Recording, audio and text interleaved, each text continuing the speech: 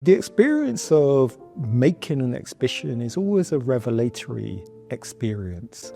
You spend years working on a show, and all the time until you install the show and until it opens, everything is theoretical. Everything is on paper or it's on the screen.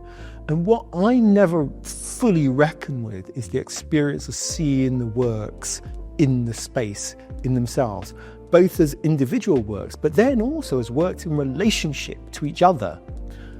On a personal level, I always find that experience exhilarating and I find it moving, and you start to see connections and affinities between the works and across the space, which certainly I hadn't necessarily anticipated before.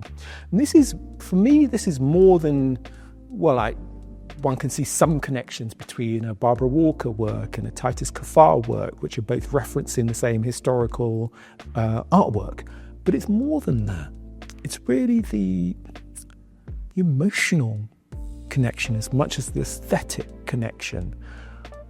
What happens when you gather the artworks together is they start to speak in attunement. They start to speak in harmony. They start to speak in a rhythm or a frequency, you might say, and that's really the thing that gets you. It turns from a physical space into something like an emotional space.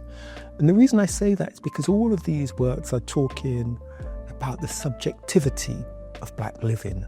None of these are a single take on this is what it means to be Black.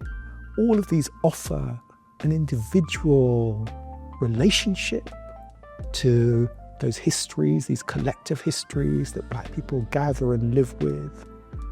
And it means that together in this space, we have one moment of encounter after another.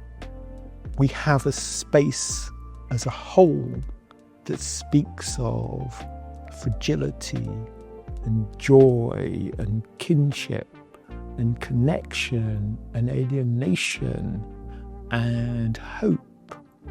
We have a space that speaks of love, and that moves me and sets me back every time I'm within this exhibition.